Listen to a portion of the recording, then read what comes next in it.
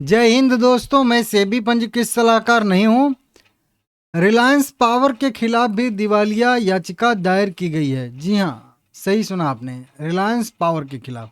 Reliance infra के खिलाफ तो हो ही रही है दिवालिया जो है याचिका, दिवालिया कार्रवाई।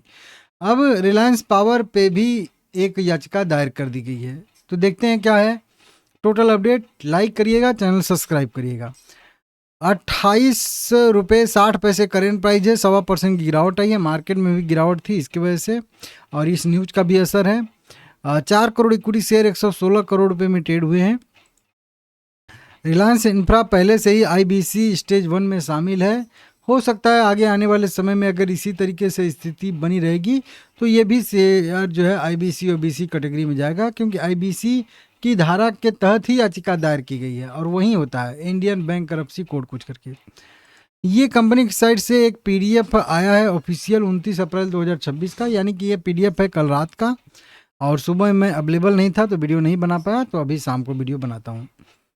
अब इस पूरी मतलब जो भी पीडीएफ है उसी को पढ़ लेते हैं। कंपनी कह रही है कि आपको सूचित करना चाहते हैं कि यूनाइटेड स्टेट के export import bank US EXIM ने आईबीसी जो भी बताया ना, शेयर आईबीसी स्टेज 1 में है रिलायंस इंफ्रा, तो इसमें भी वही आईबीसी की धारा 2016 की 7 के तहत कंपनी के खिलाफ एक आवेदन दायर किया गया है। मतलब जब धारा वहीं 2016 की धारा 7 के साथ आईबीसी के तहत जो है कोई याचिका दायर की जाती है तो वो कंपनी को दिवालिया करने के लिए ही की जाती है। मतलब जो ये बैंक है एक्सपोर्ट यूएस एग्जिम बैंक, ये जो है आईबीसी से मांग कर रहा है, एआईएनसीएलटी से कह लीजिए, कि कंपनी को दिवालिया करिए। ठीक है ना, इस धारा के तहत कि ये पैसा नहीं चुका पा रही है, पैसा चुकाने में असमर्थ है। कौन? तो कंपनी की एक सब्सिडरी कंपनी है जिसका नाम है समालकोट पावर लिमिटेड। क्या है? समालकोट पावर लिमिटेड ने शुद्ध ऋण लगभग 165.41 मिलियन के भुगतान में चूक का आरोप लगाया है।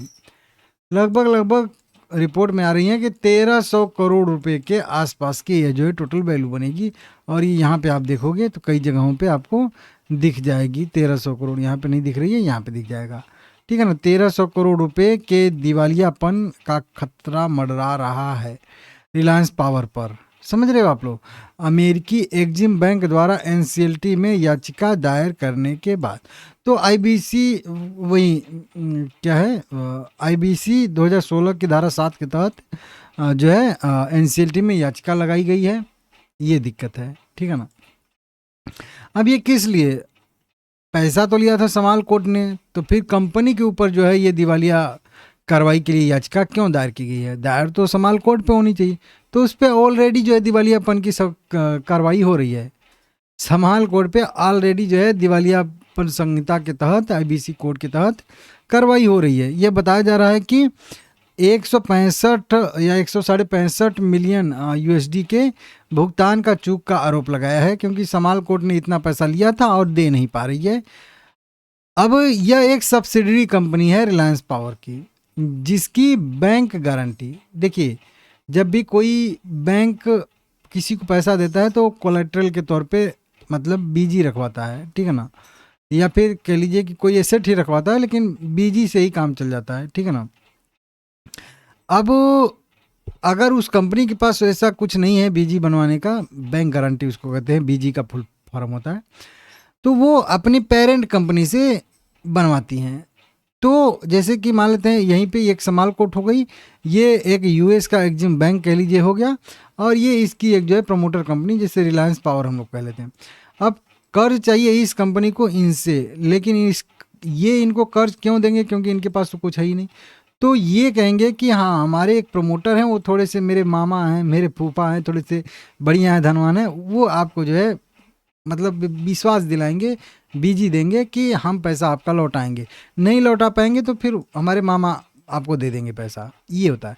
तो बैंक कहते हैं कि ठीक है भाई, एक के बाद में एक पीछे भी बैकअप है तो कोई बात नहीं, दे देते। अब ये तो पहले से ही मतलब उस स्थिति में नहीं था कि पैसा दे पाए, तो ये तो पहले से ही लौट गया, तो इस पर पहले से दिवालियापन की संहिता के साथ कार्रवाई हो रही है।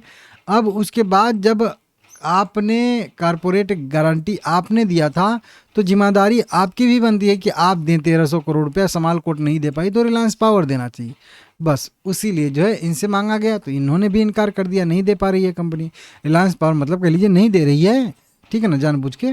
तो फिर अब इनके खिलाफ भी कि भाई मेरा पैसा बकाया है रिलायंस पावर के पास 1300 करोड़ रुपया, नहीं दे रही है तो आईबीसी के तहत कार्रवाई करिए आप इस पर, ठीक है ना। तो ये चीज़ यहाँ पे आया है। कंपनी ने अपने पक्ष में बस इतना ही कहा है कि ये ऑलरेडी मामला जो है विचाराधीन है, क्योंकि एसपीएल मतलब समालकोट पावर लिमिटेड ने 29 जून 2025 को ही London court of international arbitration में पहले से ही एप्लीकेशन फाइल कर दिया है दिवाला वाला, ठीक है ना। तो ये यहाँ पे है, तो इस आधार पे जो है कर्ज बकाया नहीं बनता है और यह फैसला अभी पेंडिंग है। तो कंपनी को बताया गया है कि यह एप्लीकेशन कानूनी तौर पर सही नहीं है और इसका सही तरीके से विरोध कंपनी किया जाएगा। कंपनी कह रही है कि जब कंपनी खुद अपना दिवाला निकाल चुकी है और उस पर मतलब फैसला भी मामला भी विचाराधीन है, कोर्ट में मैटर चल रहा है, तो कोई अभी फैसला भी नहीं आया है, तो इसकी वजह से ये जो हमसे डिमांड की जा रही है वो 1300 करोड़ रुपए की, वो बेफालतू है। तो इसका हम विरोध करेंगे, जहाँ पे भी याचिका दायर करना होगा, अपील करना होगा, कंपनी करेगी, मतलब रिलायंस पावर करेगी, ठीक है ना। तो ये अपडेट है। देखिए लॉजिक के हिसाब से तो पैसा बनता ही है देना, ठीक है ना, लेकिन अब नहीं दे पा रही हो तभी तो वो अपना दिवाला निकाल रही है ना, क्योंकि वही बात है ना कि आपने जब कहा था कि वो नहीं देगी तो हम देंगे, तो फिर दीजिए, क्यों नहीं दे रहे हो, ठीक है ना। ये थोड़ा इस तरीके से, ये एक मैटर नहीं है, ऐसे कई सारे मैटर अभी आगे आ सकते हैं। तो अभी भी थोड़ा सा दिक्कत है और ये न्यूज़ कई जगह पे फ्लैश हो रही है, आप लोग देख सकते हो, ठीक है ना। अब रिलायंस पावर में करना क्या है, तो देखिए कंपनी तो ठीक है, वैसे भी इस न्यूज़ पे भी उतना कुछ खास रिएक्शन आया नहीं है। मार्केट जब 1.5-2% गिरा था तो ये भी 2.5% गिरा था, ठीक है, लेकिन वो मार्केट की वजह से गिरा था, ना कि इस न्यूज़ की वजह से। तो इस न्यूज़ को मार्केट न्यूट्रल ही मान के चल रहा है, कुछ खास असर इस न्यूज़ का पर्सनल नहीं दिख रहा है। चार्ट पे दिखेगा तो मैं बताऊंगा। फिर हाल में वहीं 25-26 रुपया 27 रुपया सपोर्ट है, ऊपर 32 रुपया का रेजिस्टेंस है, ब्रेकआउट देगा तो तेज़ी की संभावना बनेगी।